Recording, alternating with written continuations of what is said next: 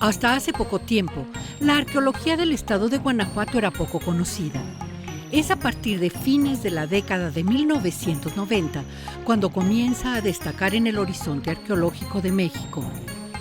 Ante la gran cantidad de sitios prehispánicos emblemáticos del país como Teotihuacán, Chichén Itzá, Palenque, El Tajín, Tula, Tulum, Uxmal, Monte Albán, poca atención se le daba a las culturas asentadas en y más allá de la llamada frontera de Mesoamérica. Actualmente, sabemos que en el estado existen más de 1,400 sitios arqueológicos con distintas características que oscilan desde pequeñas concentraciones de materiales arqueológicos hasta complejos asentamientos diseminados a lo largo de los ríos, en las cercanías de fuentes de agua, laderas altas, mesas y cimas de los cerros, abrigos y cuevas que evidencian una secuencia de ocupación muy larga y temprana de este vasto territorio guanajuatense.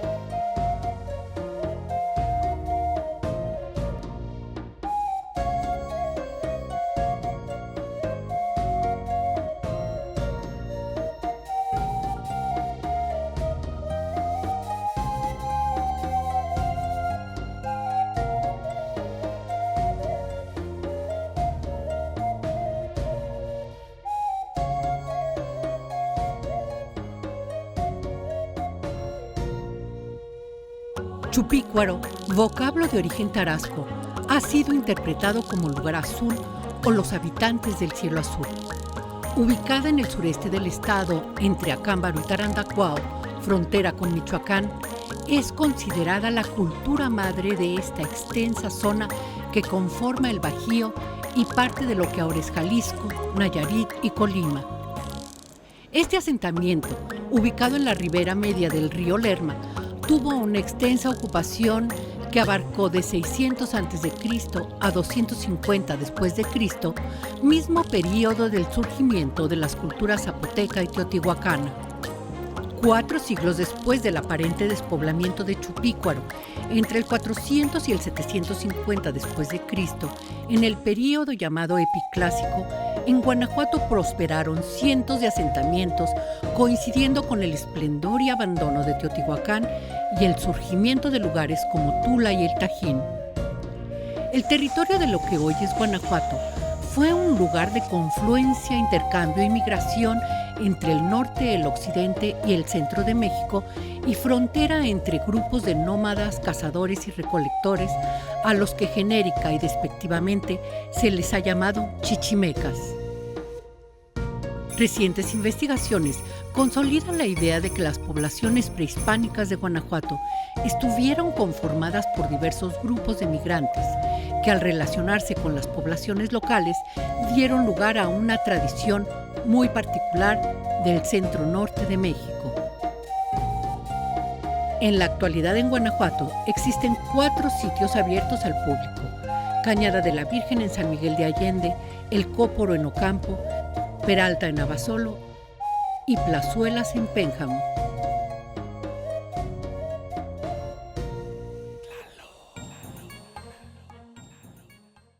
El municipio de Pénjamo se localiza en el sureste del estado de Guanajuato. Su nombre en lengua tarasca significa lugar de sabinos o ahuehuetes. La ciudad es fundada en 1542 con el nombre de San Francisco de Pénjamo. Aquí nació en el año de 1753 en la hacienda de Corralejo don Miguel Hidalgo y Costilla, padre de la patria. En la actualidad, su paisaje está dominado por el agave azul, pero no siempre fue así.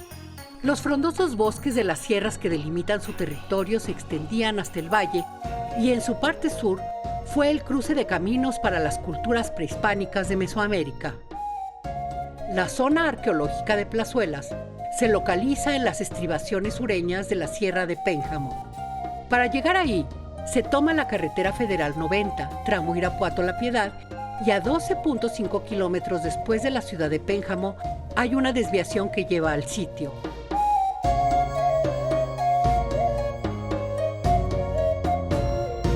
Plazuelas fue edificado entre el 450 al 700 después de Cristo. Está asociado a cerros, barrancas, cuevas, arroyos y manantiales y debió ser en su momento uno de los centros religiosos más importantes del suroeste de Guanajuato. El arqueólogo Carlos Castañeda realizó algunas investigaciones respecto a la cerámica, la lítica, la escultura, incluso la interpretación de los símbolos. Hay muchas representaciones alusivas a los elementos como son la tierra, el fuego, el aire y el agua sobre todo. Plazuelas es la primera zona arqueológica abierta al público en el estado y es como un modelo de investigación que crea precedente para los siguientes que se están investigando. A partir de Plazuelas es que intervienen o se hacen trabajos entre instituciones diferentes como el INAH y el Instituto Estatal de la Cultura, y de esta manera se trabaja en la operación del sitio y en la investigación. Entonces es con este modelo que se ha podido trabajar. En la distancia sobresale el equilibrio de su traza y su integración con el paisaje, y de cerca la belleza de sus edificios traducen la importancia del lugar. En Plazuelas convivieron por largo tiempo grupos de diferente origen, cuyas tradiciones se fueron combinando hasta formar una cultura con características propias. En este lugar se rindió culto a los dioses que personificaban el agua, la tierra, el fuego y el viento, elementos naturales indispensables para la reproducción de la vida. Este culto quedó plasmado en sus manifestaciones arquitectónicas, escultóricas y en objetos suntuarios de uso cotidiano. El centro ceremonial de Plazuelas está conformado por 7 edificios alineados sobre 3 laderas separadas por las barrancas de los Cuijes y el Agua Nacida. En la ladera occidental se observa una sencilla cancha para el juego de pelota. En su ladera oriental están localizados 4 edificios. Cada uno tiene características propias. Los Cuitzillos es grupo de 3 basamentos piramidales con plaza abierta al sur, semejante a las construidas en el centro de México. El Cajete, un edificio de planta anular, similar a los edificios de Teuchitlán, Jalisco. La Crucita, una pequeña pirámide cimentada como las que se encuentran en otros sitios importantes de Guanajuato. Y el Cobre, 2 pirámides que limitan una pequeña plaza cuadrangular de las que tanto abundan en el Bajío. Plazuelas, al igual que Peralta y otros sitios, son sociedades agrícolas, en donde tenemos identificadas otras áreas de actividad como el cultivo y además la alusión a con estos símbolos que representan el agua y la fertilidad. Sabemos que eran sociedades agrícolas, además de toda la evidencia arqueológica, su asentamiento mismo, la manera en que construyeron, los lugares donde construyeron. Aquí vemos elementos suntuarios que no vemos en otros sitios. Otra característica es que tenemos, de esos más de 1000 sitios arqueológicos, hay muy pocos identificados con cancha para el juego de pelota. Entonces en Plazuelas tenemos 2. Y 2 con dimensiones relativamente grandes, ¿no? La ladera central ha sido la más explotada del sitio. De las 3 laderas, es esta la que requirió el mayor esfuerzo constructivo para corregir las irregularidades del terreno y lograr una gran explanada que debió reunir durante su apogeo a un gran número de visitantes. En esta ladera se encuentra el edificio más grande y complejo de Plazuelas, conocido localmente como Casas Tapadas. Sobresale en el paisaje como una extensa plataforma rectangular con orientación este-oeste, en la que se construyeron 4 basamentos piramidales de diferentes formas y tamaños, y en su cima se observan habitaciones porticadas usadas como templos. También se percibe un salón, un pequeño altar y un juego de plazas. Destaca sobre la fachada sur un sugestivo juego de visuales entre los 3 cerros del fondo y 3 de sus basamentos piramidales, pues la silueta de aquello se repite en el edificio, fusionando así el paisaje natural y el paisaje edificado. Los basamentos piramidales del norte, centro y sur son de planta cuadrangular, mientras que el del oriente presenta una forma de T. Al igual que el Salón de los Caracoles, esta forma representa para los mesoamericanos la entrada al mundo subterráneo. Las pirámides norte, este y sur están unidas por un largo muro banqueta que enmarca el salón. La pirámide central y un altar que nos recuerda el largo muro que delimita el espacio circundante de los principales templos de Teotihuacán, Tenochtitlán o Tlatelolco, creándose con ello un recinto sagrado. Se han identificado elementos que no son de aquí propiamente. En la arquitectura tenemos estructuras circulares que vienen del occidente, 3 templos con una plaza abierta al sur, que es más bien del centro de México, además de elementos ornamentales como son las cuentas de turquesa, cuentas de jadeitas o trompetas de caracol, pulseras de concha, elementos que obviamente no son de aquí. Estamos hablando de un lugar en el que convivían estas etnias o grupos diferentes y de diferentes regiones, y al mismo tiempo en esa convivencia con los grupos asentados aquí hacen que el lugar sea especial, sea diferente. Hay varios elementos de los que hemos estado hablando que siguen siendo representados en otras regiones y en sitios más tardíos. Entonces, de alguna manera podemos decir que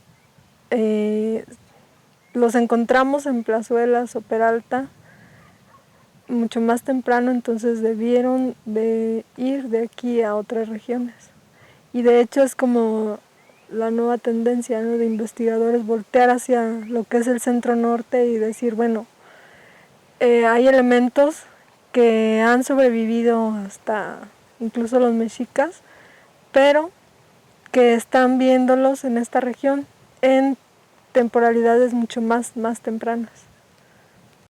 En la entrada principal de Casas Tapadas se encontró una escultura fálica rota en 4 partes que originalmente debió estar en posición vertical.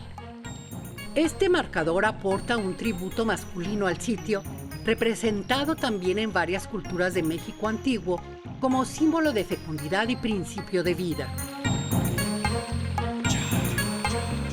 Al entrar por el oeste, sobresale en primer plano un pequeño palacio, lugar de reunión de los gobernantes, nobles sacerdotes y guerreros.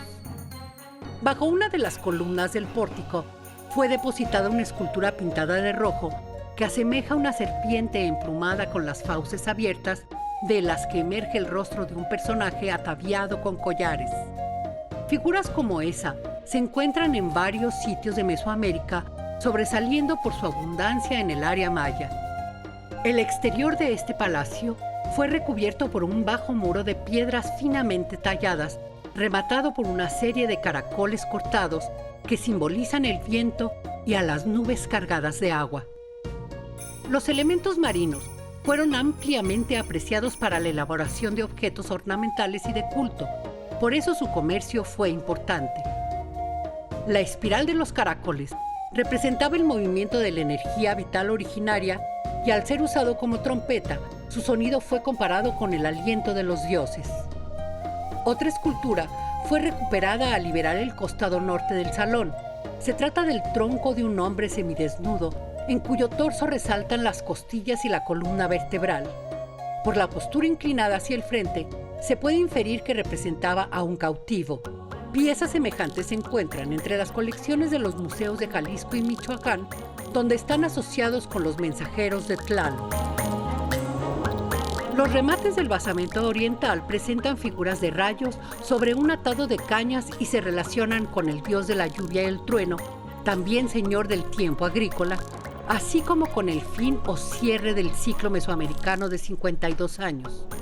Este diseño se repite en numerosos objetos de cerámica y turquesa encontrados en Plazuelas. Al pie de la escalinata sur de Casas Tapadas se inicia una calzada que conduce al juego de pelota. A diferencia de otras canchas, esta no se encuentra dentro del conjunto monumental, sino al centro de una gran plaza y por debajo del nivel del terreno, razón por lo que podía ser visto a gran distancia. Su planta muestra 2 cuerpos paralelos con cabezales y está orientada de norte a sur. En los códices prehispánicos aparecen diversos dioses jugando a la pelota. Se dice que la cancha en sí representaba el cielo, los marcadores de piedra el sitio de salida o puesta de los astros y la pelota al mismo sol. En sentido figurado, el juego representa el movimiento de los astros en el cielo. Las canchas para el juego de pelota no son muchas en Guanajuato. Hasta la fecha solo se han localizado 9, de las cuales 2 se aprecian en plazuelas, lo que destaca la importancia de este sitio. La región es abandonada alrededor del año 900. Entonces, en ese abandono es muy difícil tener información, o se pierde toda la información sobre su idioma o sobre su dialecto más bien, o sobre el gentilicio que los caracterizaba. Y además la escultura nos muestra formas como rayos o caracoles. En la cerámica vemos elementos, diseños también alusivos a la fertilidad y en la misma escultura. Entonces sí sabemos que como sociedades agrícolas tenían tendencia a o advocaciones a deidades que tienen que ver con el agua. Todos los elementos necesarios para sobrevivir los tenían en el sitio. Seguramente debieron buscar esos mismos elementos en otro lugar. Y a eso hay que agregar que no era solamente tener los materiales a la mano, también simbólicamente algo que los hiciera estar ahí. Por ejemplo, en el caso de plazuelas, representan el cerro que está al norte, que es un lugar sagrado, lo representan con las estructuras de tal manera que en la visual de sur a norte vemos la manera armónica en que construyeron el sitio y en el que representan su paisaje o su entorno.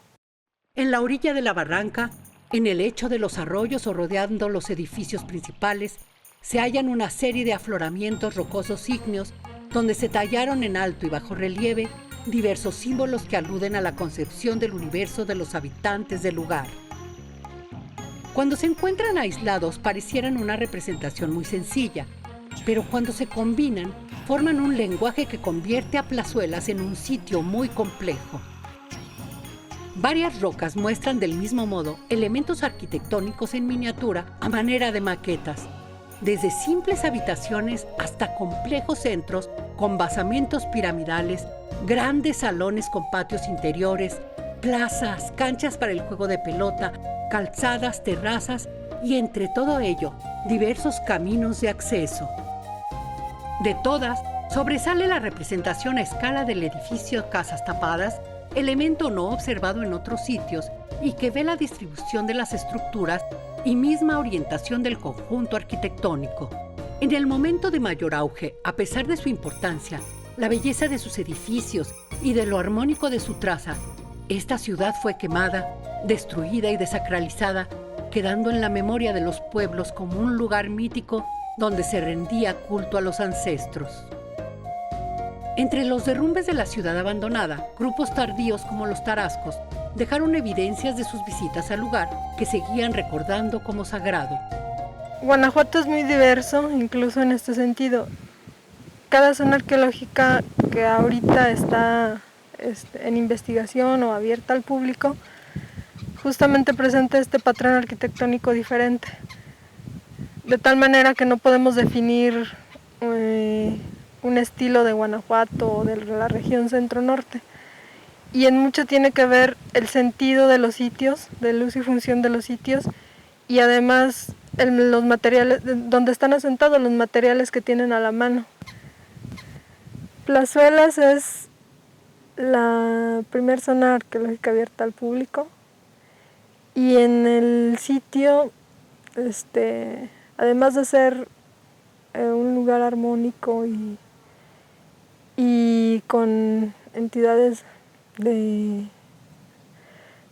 como de una ciudad sagrada, en la actualidad es la única, por ejemplo, la única zona arqueológica que tiene todos los elementos para poder nombrarse como tal, como una ciudad sagrada.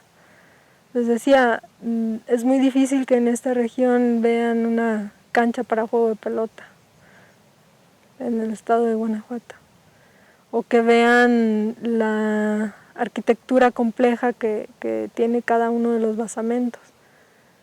A pesar de los avances en la exploración, Plazuela sigue siendo un lugar de grandes incógnitas. El diseño y ornamentación de sus edificios evoca una y otra vez el antiguo culto a los dioses que personificaban el agua, la tierra, el fuego y el viento, elementos indispensables para la reproducción de la vida, entre los que destacan los atributos de Tlaloc, dios de la lluvia, señor del tiempo agrícola. Por otra parte, la combinación de los diseños tallados en las rocas y las representaciones arquitectónicas distintivas de regiones cercanas y lejanas confirman a Plazuelas como un centro que aglutina la complejidad del pensamiento de los diversos pueblos que formaron parte de la civilización mesoamericana. Una característica especial de Plazuelas es que existe una asociación de cocineras tradicionales que ofrecen al visitante diversos platillos en instalaciones especiales dentro del sitio con un paisaje inigualable.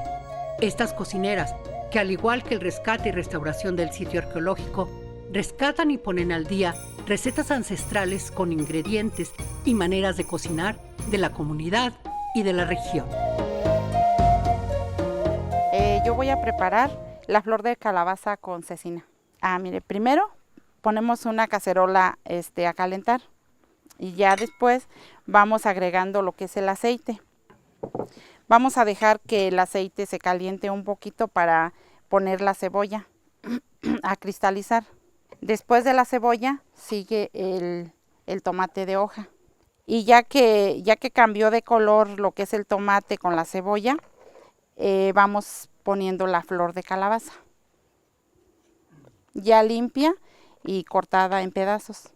Y la dejo por lo menos 5 minutos a hervir y le agrego la cecina. Así queda.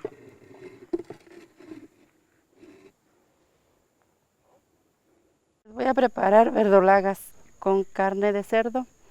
Estas verdolagas nosotros acostumbramos a salir al campo a recogerlas. Ya lavadas, las ponemos a cocer. Ponemos carne que ya está cocida para que se dore. Ya estando dorada la carne, se integran las verdolagas. Las acostumbramos más en esta temporada de lluvias. Es cuando preparamos pues esta receta que es muy tradicional de aquí de la comunidad. Ya cuando están listas las verdolagas, se les agrega salsa. Se lava primero la calabaza, porque pues de donde se criaron pues tiene tierra, pero la lavamos y luego con un cuchillo le abrimos un huequito y le ponemos piloncillo y canela y ya la ponemos al horno. Siempre acostumbramos ponerla en una cazuela porque si la ponemos así sola se rompe y se deshace ahí en el horno.